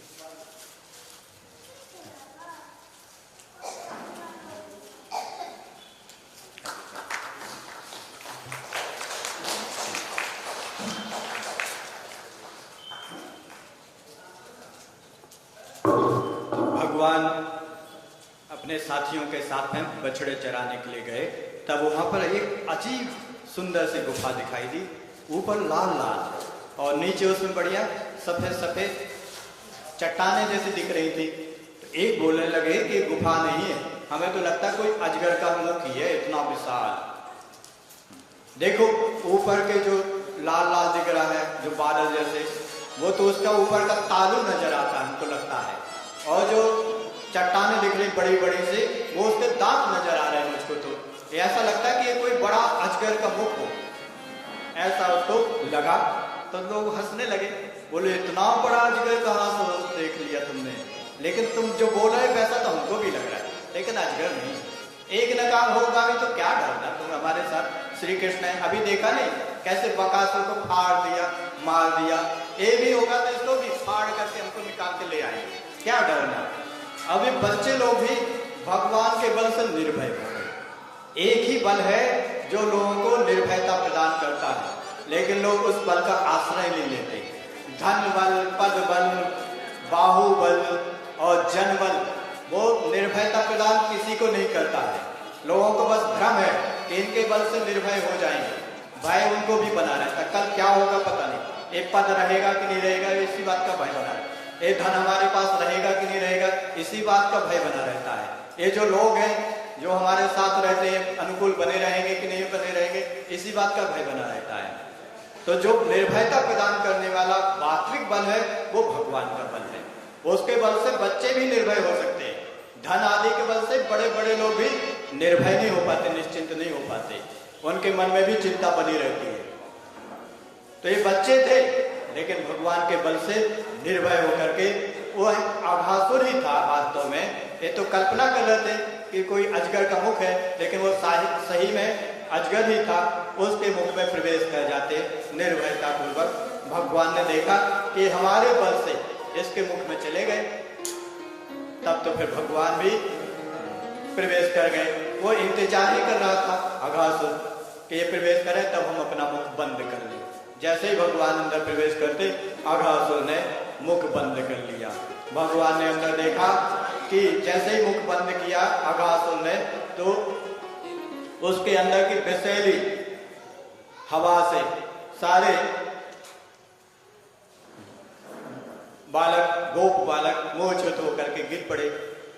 तब तो भगवान ने अपना आकार इतना बढ़ाया कि वो अघासुर का पेट ही फट गया, और पेट बीच में से इतना फट गया कि सब लोग उसमें दिखने लगे। भगवान ने फिर अपनी कृपामय दृष्टि से, अमृतमय दृष्टि से, जो मृत हो गए थे, मर गए थे, उनको पुनर्जीवित कर दिया और उनको लेकर के बाहर आ गए। यह बात है गोपों ने घर जाकर सुनाई, लेकिन कब सुनाई? 1 साल बाद सुनाई। तब परीक्षित जी बड़े आश्चर्यचकित हुए, बोले तुरंत क्यों नहीं सुनाई, 1 साल बाद क्यों सुनाई उन्होंने ये घटना कि अघासुर का वध किया, बकासुर का वध किया? तो बोले सुनिए, उसका एक कारण, क्यों 1 साल बाद सुनाई। भगवान की लीला देखने के लिए ब्रह्मा जी आए। उनको तो पता ही था कि भगवान ने अवतार लिया हुआ है, तो देखने के लिए भगवान क्या कर रहे हैं। भगवान की तो लीलाएं दिव्य होंगे, तो आकर देखा कि भगवान ग्वाल वालों के साथ में बैठ करके पोटली खोल करके भोजन कर रहे हैं, और दूसरे का भोजन छीन कर खा रहे। बोले तुम्हारी मम्मी बहुत अच्छा मक्खन बनाती, तुम्हारा खिलाओ। तो थोड़ा सा मक्खन है, वो मना करते, बोले नहीं देंगे, थोड़े सा है, हमको दिया था हमारी मम्मी ने, नहीं देंगे। वो खा लेता जल्दी से, ये ले ना पाए श्री कृष्ण। तो खा लेते तो भगवान उनका मुख दबा खोल देते, मुख में से निकाल के मक्खन और खुद खा लेते। बोले पूरा का पूरा खा लेते, थोड़ा सा भी नहीं हमको दे रहे थे, और छीन कर खा लेते। ब्रह्मा जी देखते, बोले भगवान तो नहीं लगते, ये तो कोई सामान्य लड़का है, भगवान ऐसा थोड़ी करते। उनको क्या मक्खन का लालच कि झूठा मक्खन खाए। लेकिन अब कैसे निश्चय करें कि भगवान है कि नहीं है? तो परीक्षा की जाए। तो उधर बछड़े जो चल रहे थे, ब्रह्मा जी ने उनको ले जाकर के एक गुफा में, निद्रा में ला करके, योग निद्रा में डाल करके सुला दिया। इधर ग्वाल लोग खा रहे थे, तब एक ग्वाल की नजर गई, अरे बछड़े तो है ही नहीं, बछड़े तो गायब हो गए, अब हम लोग घर जाएंगे तो बहुत डांट पड़ेगी। श्री कृष्ण ने कहा कि तुम लोग डरो मत, हम जाते हैं, ढूंढ के ले आते, तुम लोग भोजन करते रहो। श्री कृष्ण गए उधर, तो बछड़े तो दिखाई नहीं दिए। फिर इधर लौट के आए, तो तब तक ब्रह्मा जी ने इन ग्वाल वालों को भी गायब कर दिया, ले जाकर के गुफा में इनको भी योग निद्रा में सुला दिया गुफा में। तो भगवान ने देखा ग्वाल भी गायब हो गए, मेरे साथी लोग भी, बछड़े भी गायब हो गए, कहाँ गए? तब उन्होंने ध्यान से देखा तो समझ गए ये तो सब ब्रह्मा जी की करतूत है। बोले कोई बात नहीं, ब्रह्मा जी को हमारा ऐश्वर्य देखना है तो देख ले, भगवान तो सर्वसमर्थ दिखा सकते हैं ऐश्वर्य, अपनी महिमा दिखा सकते हैं, तो अपनी महिमा दिखाए। उन्होंने जितने बछड़े थे उतना ही रूप ले लिया, स्वयं ही बछड़े बन गए, जो जैसे थे वैसे ही बन गए, जो काले थे काले, जो सफेद थे सफेद बन गए, कोई लाल रंग के थे, कोई चितकबरे थे, वैसे ही बन गए, वैसे ही स्वभाव के, कोई मरियम स्वभाव के मारने वाले तो वैसे ही स्वभाव के बन गए भगवान, कोई बिल्कुल शांत स्वभाव के तो वैसे ही बन गए, जैसे बछड़े थे वैसे ही भगवान। फिर ग्वाल वालों का भी रूप ले लिया, जो जैसे थे, जैसे कपड़े पहने थे वैसे कपड़े भी वही बन गए, कहीं से कपड़े लाए नहीं, खुद ही कपड़े भी बन गए। कोई रस्सी लिए थे तो रस्सी बन गए, जिस रस्सी में जितनी गांठें थी उतनी गांठें भी लग गई उन रस्सियों में, जैसी लकड़ी थी जिनके पास में वैसी लकड़ी भी बन, सब कुछ बन गई। और लौट आए संध्या काल में वृंदावन में, किसी को पता ही नहीं चला कि हमारे लड़के गायब हो गए, बछड़े गायब हो गए, भगवान सब कुछ बन गए, सब रूप ले लिया। और ब्रह्मा जी उनको रख करके ऊपर तक गए और फिर लौट के आए, तब तक 1 साल हो गए। उनका एक क्षण भी 1 साल से बढ़कर होता है। एक दिन 14 मनवंतर का होता है, एक मनवंतर 71 चतुर्युग का होता है, तो उनका एक क्षण भी कितने काल का होगा समझ लेना चाहिए। वो थोड़े एक क्षण के लिए ही गए और लौट के आए, तब तक 1 साल हो गई थी यहाँ। तब तक भगवान यहाँ प्रतिदिन खुद ही बछड़े बन करके, ग्वाल वाल बन करके सबको बुलाते खुद ही, और खुद ही साथ में चल देते, आवाज भी देते चलो सब लोग नाम ले लेकर के, और वो खुद ही सब रूपों में बन करके आ जाते बनकर, और बछड़े बनकर चरने भी लगते, घास चरते, संध्या को पुनः पहुंच जाते। एक दिन बलराम जी ने देखा कि इन बछड़ों के प्रति गायों के मन में बड़ा प्रेम उमड़ता है, हमारे रोकने से भी रुकते नहीं, जाके दूध पिलाने लगते हैं, हम लोग रोकते रहते हैं रुकती नहीं है, तुरंत दौड़ती है बछड़ों को देख करके। और ये माएँ भी इतनी डांटती रहती थी, जो गुस्सैल स्वभाव की थी उनका स्वभाव बदल गया, बड़े प्रेम से रखती, मेरा लाला मेरा लाला करती रहती हैं, कभी नहीं अब डांटती हैं। हमेशा जरा जरा सी बात पर गुस्सा करने वाली शांत स्वभाव की हो गई, कोमल स्वभाव की हो गई। क्या बात है, इन सबका स्वभाव बड़ा बदल गया, सब प्रेम करने लगे। जो गायें भी बड़ी गुस्सैल रहती थी, बार बार मारने को दौड़ती, वो भी बड़ी सीधी हो गई, प्रेम करने लगी। क्या बात है। तब उन्होंने गौर से देखा तो सब रूपों में श्री कृष्ण ही नजर आए, सब रूप धारण करके वही ये लीला कर रहे थे। बलराम जी ने उनकी वंदना की, बोले अद्भुत है, अद्भुत प्रभु, आप आश्चर्यमय हैं पूरे के पूरे। इधर ब्रह्मा जी पुनः देखने आए तो वो ग्वाल बाल वहीं बैठे भोजन कर रहे और बछड़े चल रहे, तो आश्चर्यचकित हो गए। बोले हमने इनको तो गुफा में रख दिया था। गुफा में जाकर देखा तो वहां गुफा में जब तो सो रहे थे, बछड़े भी ग्वाल बाल भी। पुनः आके देखा तो खेल रहे हैं।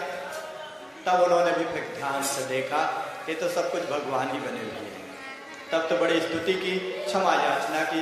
बोले हम तो आपके बालक की तरह हैं, जैसे बालक माता के गर्भ में रहता है और कभी कभी बच्चा पैर हिलाने लगता है, पैर मारता है गर्भ में, माता को अच्छा लगता है, नाराज नहीं होती। देखो कैसा दुष्ट है, उनको लात मार रहा है, बड़ी प्रसन्न होती है माताएं। अनुभव आता है कभी कभी कि पैर हिला रहा है। बोले हम लोग भी आपके बालक की तरह हैं प्रभु, हमारे इस अपराध को क्षमा कर दो। और भगवान की स्तुति करके परिक्रमा करके चल देते हैं। एक दिन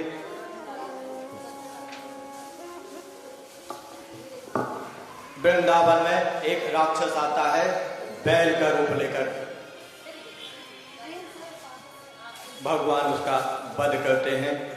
आगे भगवान कालिया सर्प का मर्दन करते हैं, जो बड़ा अहंकारी था और यमुना के जल को मलिन कर रहा था। यहाँ पे बढ़िया श्लोक लिखा हुआ है, बेलोक के दूषिताम कृष्णाम। कृष्णा यानी यमुना जी, जो यमुना जी भी काली थी तो उनका नाम कृष्णा है। कृष्णा को दूषित देख करके कि नाग इसमें रहता है, उसके हृदय में, हमारा भी एक हृदय है, उसमें भगवान विहार करना चाहते हैं।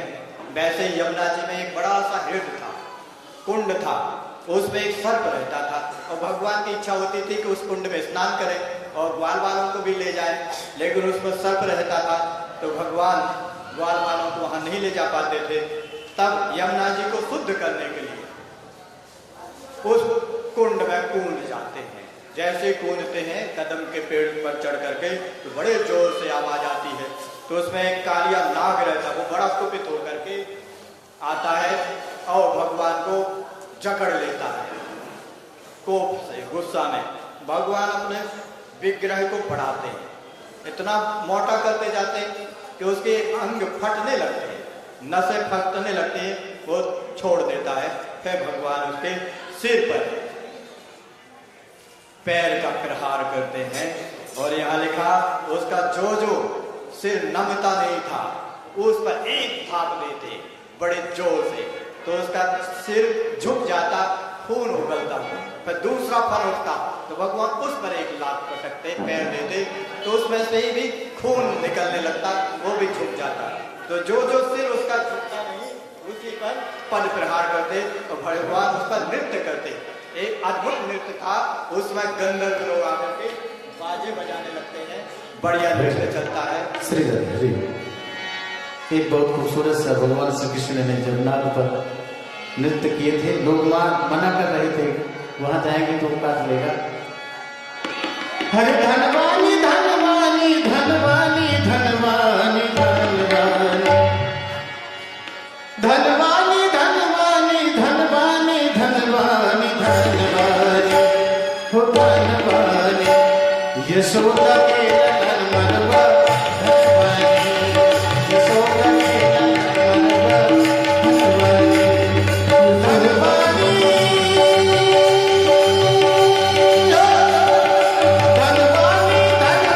धनवानी धनवानी धनवानी धनवानी धनवानी धनवानी हो धनवानी यशोदा के नंदन मनवा धनवानी यशोदा के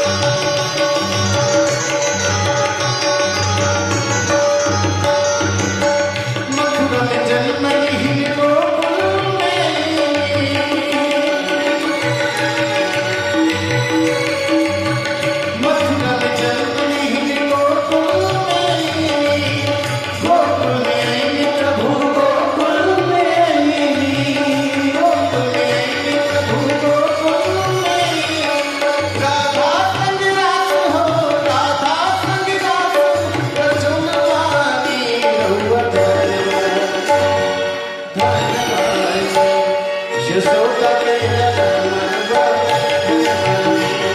यशोदा के ललन मनवा धनवानी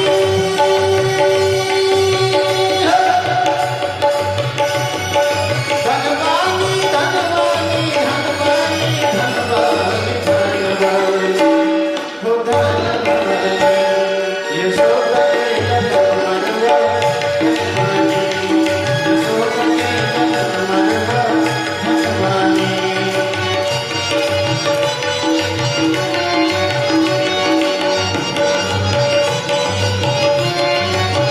जय हो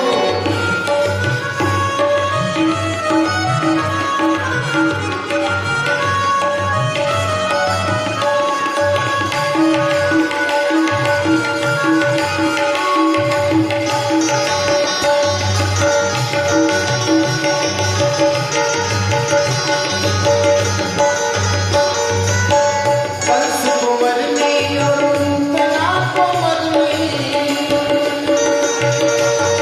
कंस कुंवरनी नमूतना कुंवरनी कंस कुंवरनी तना कुंवरनी कंस कुंवरनी और पूतना कुंवरनी कालिया के सर पे हो कालिया के सर पे समाज पानी हो धन्यवाद हो धन्यवाद यशोदा के ललन मनवा यशोदा के ललन मनवा धनवानी यशोदा के ललन मनवा यशोदा के ललन मनवा धनवानी धनवानी धनवानी धनवानी धनवानी धनवानी धनवानी हो धनवानी यशोदा के ललन मनवा यशोदा के ललन मनवा धनवानी यशोदा के ललन मनवा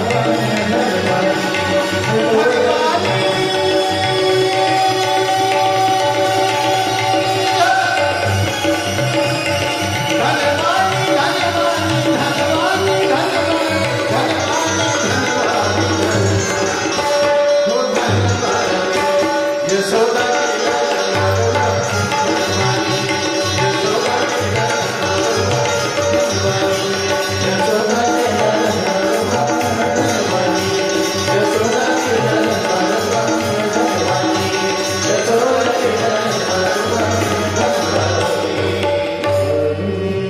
बोली बांके बिहारी लाल की तो बहुत देर तक वो कालिया नाग अपना फन उठाता रहा। भगवान उसके सिर पर नृत्य करते हैं, जो जो सिर उसका झुकता नहीं है उसी पर भगवान पद प्रहार करते हैं। भगवान को कहते हैं अभिमान बिल्कुल भी प्रिय नहीं, अभिमान द्वेषित्वात्।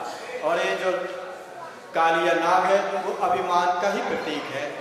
तो भगवान फिर अपने पद का प्रहार करते हैं। जो अति अभिमानी होते हैं उन सबको ठोकरें खानी ही पड़ती हैं।